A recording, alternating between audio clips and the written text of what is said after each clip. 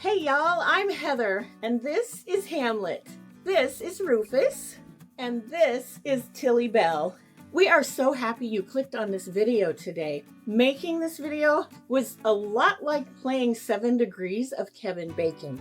If Kevin Bacon liked painting and trash, and painting trash, and crafting in general. From the beginning of the video till the very end, and in between, everything is connected. I hope this video helps those of you who are resellers to up your income. And if you have any pointers on what's selling good for you in your location, please share those in the comments. I know my viewers would love to see that, and I would too. I'm going to start this video with the 2 things that overwhelmingly are in almost everything I sell in my booth. Without further ado, let's see what sold best for me here in upstate South Carolina. Almost everything I sell in my booth are items that somebody else didn't want. Things that were gifted to me, stuff I found on the side of the road or in the trash, and things I found at thrift stores. At the very end of the video, you'll find a segment where I go over some of the pricing I made for things I found in the dumpster. I also take a lot of things and change their use or combine things so that together they have a new purpose. The singular item that has the fastest turnover in my booth is a good quality lamp. A very thoughtful friend had these first 2 lamps in her booth for quite a while and they didn't sell. She gifted them to me and I simply swapped their shades. I sold one within 3 days for $39. The other one I kept for myself. Sometimes I suffer from seller's guilt. You know, I get things so cheap or for free and then I sell it for a lot of money. I don't feel that way with a good lamp. First of all, my sweet husband was an electrician before he retired, so he makes sure they're safe. Secondly, I went to Walmart and a furniture store to see what lamps sell for. At Walmart, a flimsy lamp with no shade is almost $20, and it still doesn't have character. At the furniture store, a decent lamp that would be something like this starts at $79, and the lamps were not very big.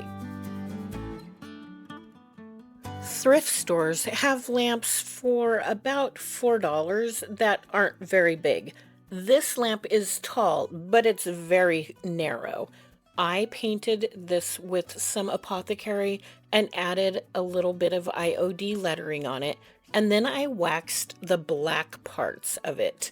It looks really good, and I kept this one for myself as well. I bought it for, I believe, $4.95. If I put it in my booth, I would sell it pretty quickly for $19. I sold this lamp for $27, and I found it at the dump. It did need a new cord, and I freshened up the bottom part with some paint. Nobody was bidding on these lamps at an online auction, so I got them for $1. The eagle is made of some kind of heavy metal, and the base is made out of wood. My sweet husband just freshened them up with some pledge and we sold them after about 2.5 weeks for $59. Another item with super fast turnover in my booth are whimsical pictures. I find high quality prints on Temu for very low prices. They usually don't come in US standard sizes, so they do need to be trimmed. Just make sure you don't cut off any of the whimsy.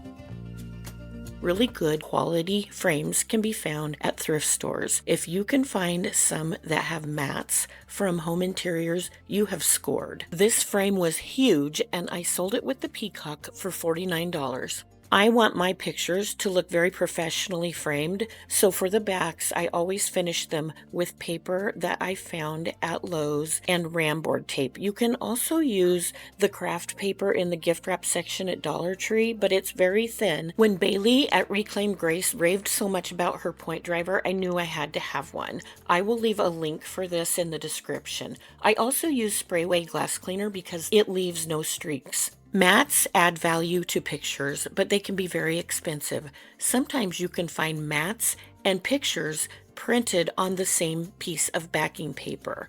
When I find those, I use a box knife and a T-square to cut them out. Then I just put them over the picture I'm replacing in the frame. This one cost $7 and the cow print was $4. I sold it for $27. Sometimes I don't even put pictures in a frame. I use spray adhesive to attach my canvases to different items. This one is just a tray from Dollar Tree that I painted with Debbie's DIY. I paid almost $3 for the print and $5 for the tray. I sold it for $19. My customers also like small framed prints. On Temu, you can get a dozen postcards for about $1, and sometimes they have even smaller things like stickers that are 50 for $5. You can find really neat prints that are seasonal. Some look vintage. You can find anything you want. There's a picture of everything out there. I did not sell this cow print. I gifted this to one of y'all. This little picture I also gifted, but if I were to sell these in my booth, they would probably be $4, maybe $5 for this one, and I just got that frame in a pile of stuff. The one before this with the cow, I would probably sell for $13. A whimsical picture doesn't necessarily have to be the actual print that's whimsical. When I have a square frame, I like to turn it on point, and I think that adds some whimsy. I paid $3.50 for this frame with all of those spectacular mats. I designed everything with Debbie's DIY and IOD transfers and paint inlays. I sold this for $34. Making your own frames can save a lot of money, and you don't need expensive tools to make them. This miter box is very common, and it's the one we have. But if I had my chance to start over, I would buy this one I found on Amazon, and it cost even less. I will leave a link for both of those in the description. We also use metal, like this grid that was used for venting, to cover up places where maybe I didn't do so good, or just to add a decorative touch. I will leave a link for these D-rings as well. You can use these on most weights of pictures. To create this frame, my husband and I used scrap lumber that was free, and we sold this picture for $29. We named it Uncle Joe and the Cowboy. Because I sell both of these in my booth, this one might sound like a plug, but I promise you it's not. If I paint the color Apothecary by Debbie's DIY on anything and I adorn it with IOD and put it in my booth, it sells, and it sells fast. Sometimes I have to bring things home from my booth that haven't sold and I need to redo them. I don't ever remember bringing anything home that was painted with Apothecary and adorned with IOD. Whether I use transfers, stamps, or molds, those items sell, and they sell quickly. I'm showing you just a few of my favorites that have sold very well on different items. My mama said, "Are you sure you want to tell everybody how much you made? Isn't that bragging?" And I explained to her, it's for people who do resell. I am not trying to brag at all. I'm just trying to encourage other resellers and give them ideas, including about how much they could make in their own booth. I'm going to let you listen to some music while you watch these next pictures, and on them I will include approximately how much I paid for them and the amount for which I sold them. When I figure out the costs, I'm using the retail price, so what you would pay for IOD. I do not count the stamp price or the mold price, only the things that I cannot reuse, like transfers and clay. The reason I'm only putting an approximate cost is because some things I got in a big pile with other stuff, and I'm not sure how to divide that up. Also, IOD prices vary. Some of the transfers might cost as little as 15 or 20 cents. It just depends on what I'm using. Oh, one more thing. Some of these are finished with white or dark wax, and others are clear coated. That's why some of them might look like a color different than Apothecary.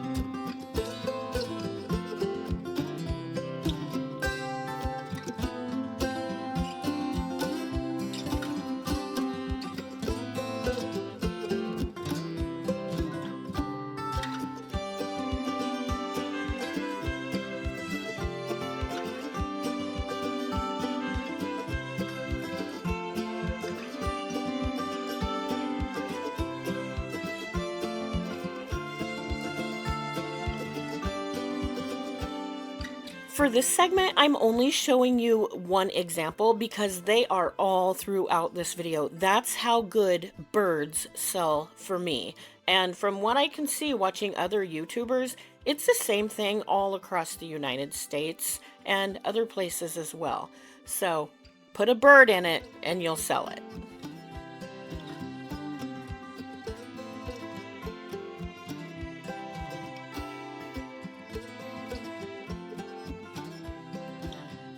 Canisters, whether they're sold in a group or alone, are also great sellers. To find the prices on these, I usually figure out what I would pay for them and then add a little bit. Now that's when I have redecorated something or upcycled it. If it's vintage or antique, I usually go to eBay and find the sold price, including the shipping, and I sell my stuff here in upstate South Carolina for about 50 to 75% of that price. We're in a little bit more of a depressed financially area, so things don't sell for quite as much. If you're someplace by a big city though, you can probably make good money on canisters.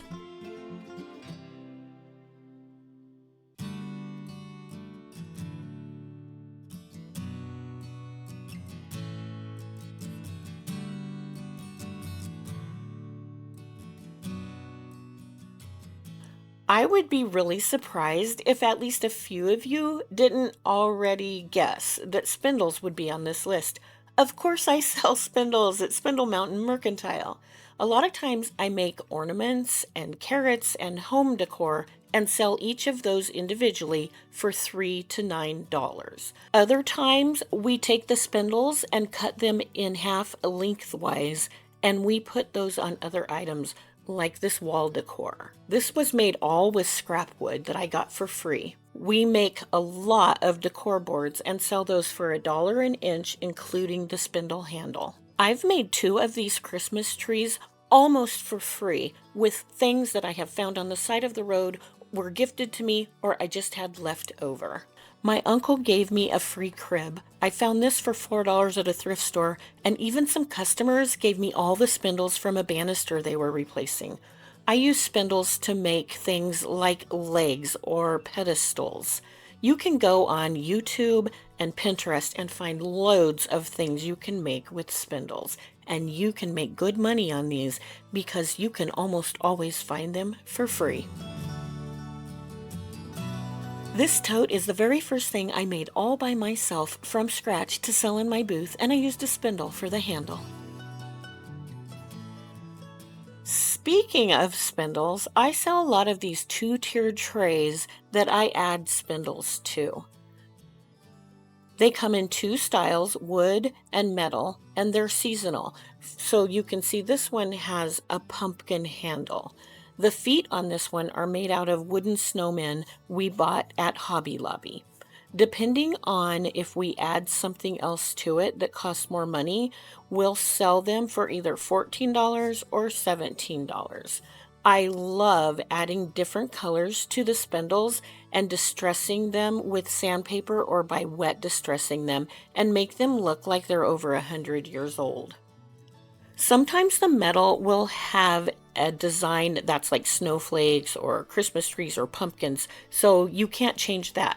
But when it's just the handle that is seasonal and you want to cover it up, you can put something over it. For example, I took 2 little houses and put them on either side of the handle of a pumpkin to make it more spring looking, and I used IOD to decorate it, and to fill in the gap around where the 2 houses are, I just put some twine that had some little leaves in it. This is a 2-tiered tray with a bunch of cute little things I upcycled for my mama and my aunt and gave this to them last year for Easter.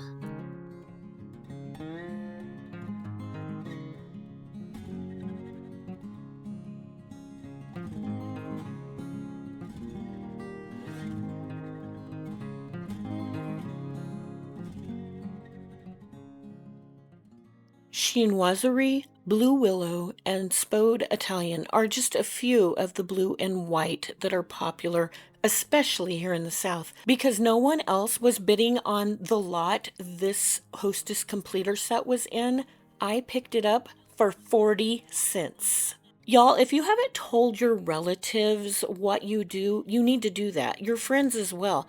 A lot of times people will give away stuff because they would rather do that than throw it away or take it to the thrift store. You can also make your own blue and white items. For these planters, I simply painted them white and used some blue transfers I had left over from other projects. I kept one for myself and I sold the other one for $9.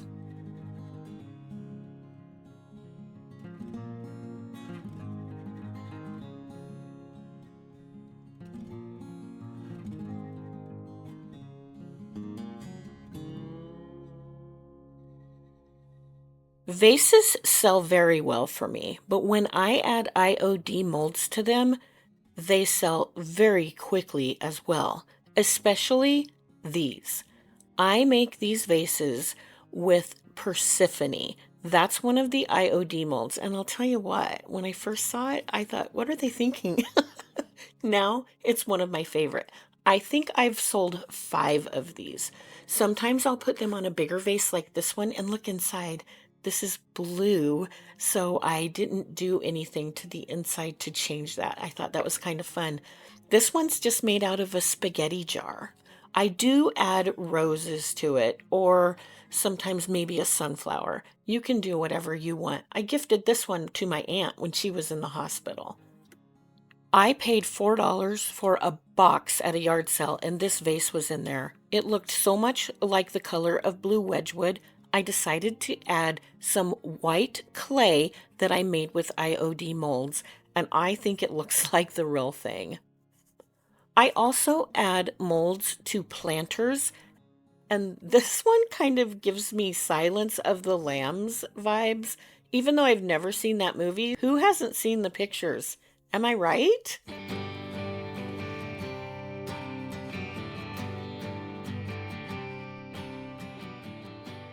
I guess people who shop with me have a lot of collections they need to display, so they like wall shelves. We made this one from scratch using a board we pulled out of our old kitchen when we remodeled and a plastic cathedral window I found on clearance at Dollar General. My sweet husband cut the board into 3 pieces and made 2 brackets for either side and then put the long board on top of that. I used recycled paper to add to the cathedral window. I seriously, for the reals, do not think I've ever been in a thrift store and not seen floating shelves, like plural. They're everywhere, and people just don't see the beauty in them, but I do. I painted this one with Apothecary and put IOD on it, and I have sold, I think, 3 like this. Super easy to make, and they're usually pretty cheap. We added holes, a dowel, and knobs to this shelf and made a quilt shelf for my mama. One of her customers saw it and ordered one for herself. We sold that for $49.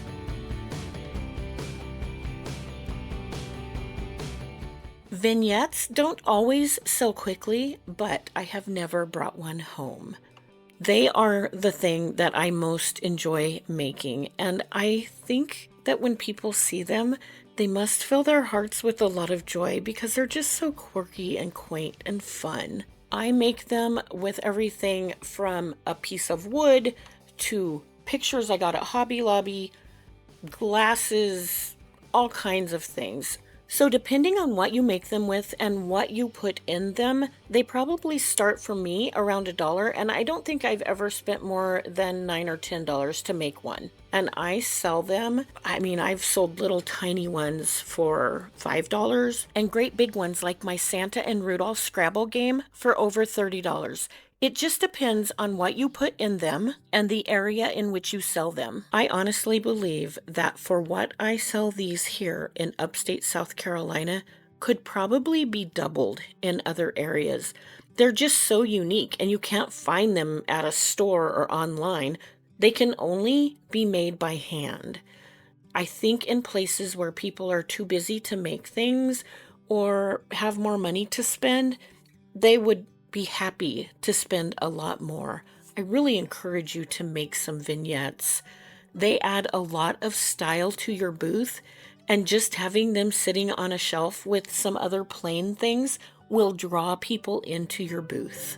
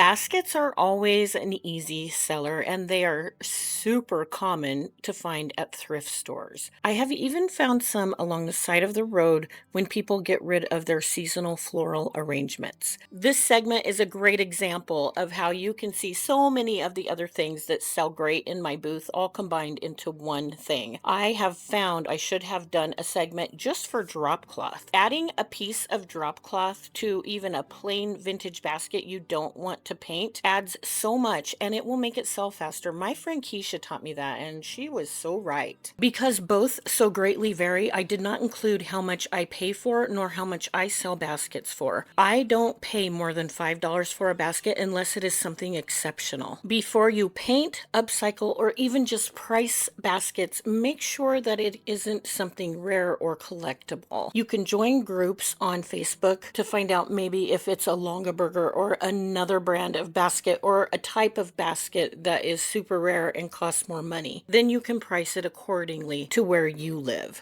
This cubby basket is one of my favorites that I've ever made.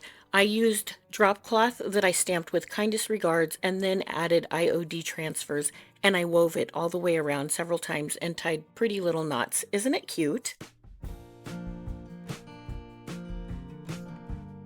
Furniture sells really good in my area of South Carolina, but particularly in my booth, nightstands we've made out of dressers, vanities, and old desks sell literally overnight. At least 3 times I've put something on Facebook Marketplace and a customer has met the staff at the door when we open the next morning to purchase it. Some of the guidelines we use when looking for furniture to turn into vanities are we won't spend more than $50. It has to have 4 legs on both sides, so 8 legs total, or else you'll have to add legs. And it has to be something that is appealing. The kind that have legs are more popular, and if you can find legs made out of spindles that have different shapes, that's even better. It doesn't matter if we paint them or if we paint half of them, maybe just the drawers or leave the drawers plain, if we put IOD on them or not. No matter what we do, they are popular and they sell quickly. Our prices start at $225 and we go all the way up to $275. Although we did do a custom order that took quite a lot of work and we charged $300 for that one. This is what it started with. You can see this has no drawer in the middle, so it was easier to separate, but that was a lot of work to remove that paint. The customer did love them, and that brought me a lot of joy.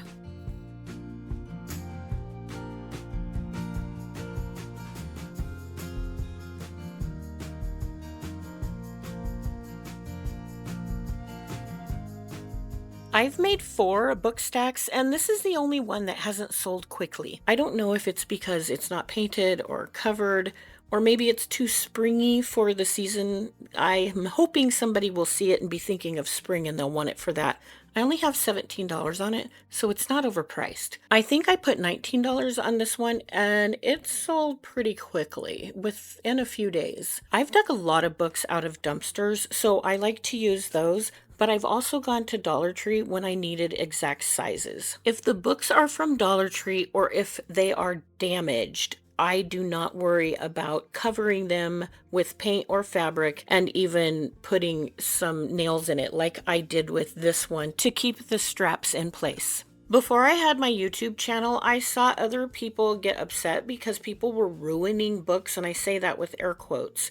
I don't feel any guilt about it though, because I literally saved most of these books from the trash. I gave these books new life, and I created something that brings someone else joy and adds beauty to their home.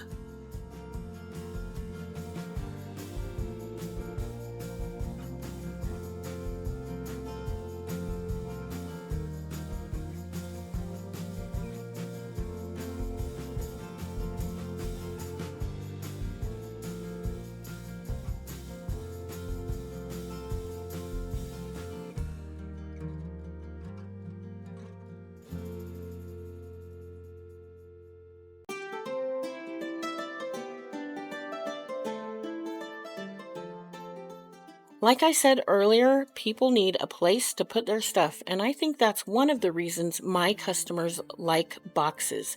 They sell very easily in my booth and usually with a quick turnover. It doesn't matter what kind of box they are. It can be a jewelry box. I've sold a Spam box from the First World War. I have sold child's pencil boxes made out of cardboard from the 2000s, a cash box from the 70s, all kinds of boxes. There's a wine box in here that I added some little spindle legs to and turned into a cute little trunk. The sky is the limit with how you decorate a box. You can put fabric over it, you can leave it plain, paint it, put molds on it, put IOD on it. Really, there's no exclusions. People like them, and people who have all different kinds of decor like them. So whether they're plain or fancy or shabby chic, you're going to sell some boxes. My criteria, I really don't have a standard because there's so many different kinds of boxes. The jewelry boxes, I probably wouldn't pay more than $5 unless it was something spectacular. Maybe I would only pay $1 for a cardboard box, and it would have to be in really good shape. No matter the box, I know this to be true. Whatever you put into that box, you will make your money back and then some.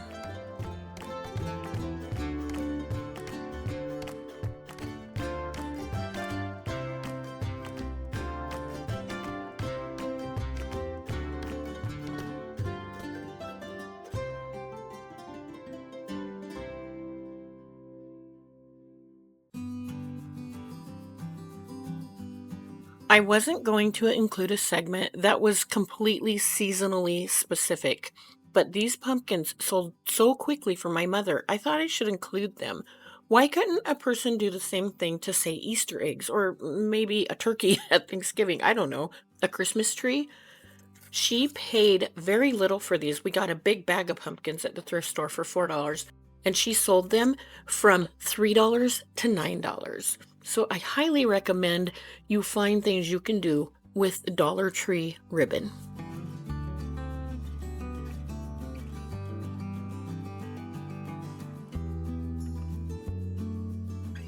I do pretty good with collector plates in my booth, like the kind that people collected as souvenirs from different states or different countries, or to celebrate different things like Princess Diana's wedding.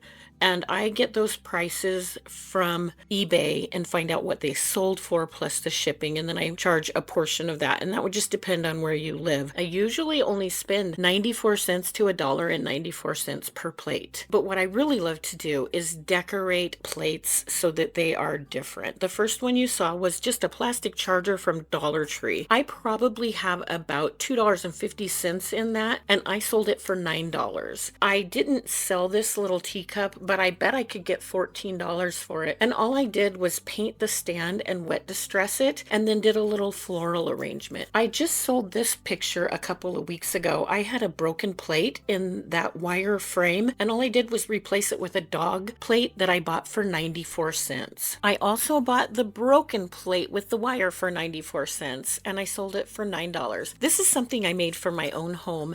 These are just plates that I painted with a black paint marker, different letters, and it says "Vittles is served," which is a quote from Daisy Mae Moses.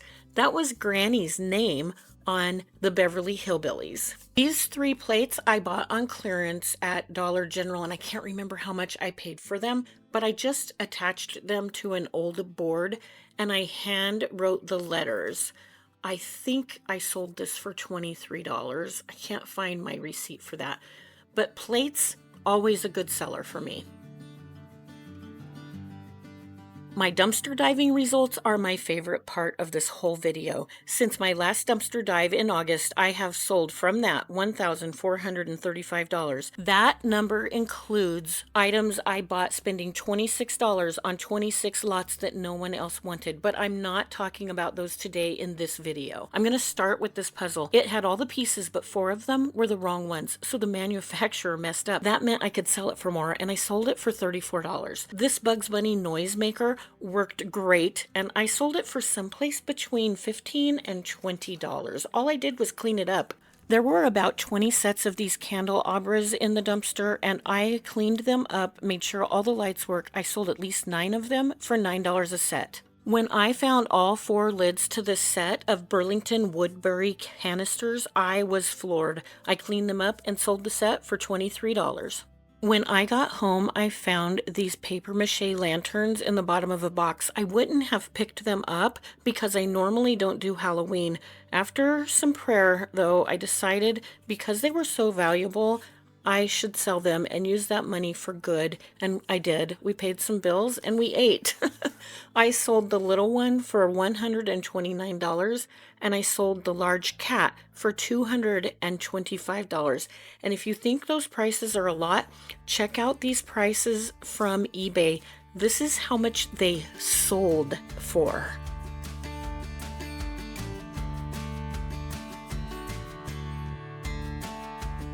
When one of y'all saw these sugar angels, they reminded her of when she was a little girl and her mother had some. So of course I let them go for a really good price. That viewer has become a good customer and I consider her a friend.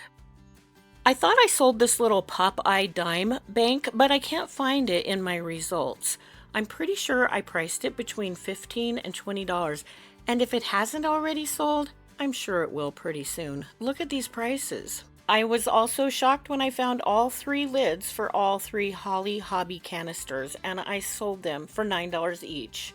I got $7 for this Cracker Jack kangaroo, $17 for the strawberry shortcake gazebo, and $22 for the shoe shine bank from Amsco. The 1950s trash bin sold for $7, and so did the aftershave bottle. And I got $19 for this Gong Bell Toys ranch phone. No matter what trash you have, see if you can find a way to make it better and sell it. I decided to keep this picture. That's the wood from the back where the picture was ruined after Hurricane Helene.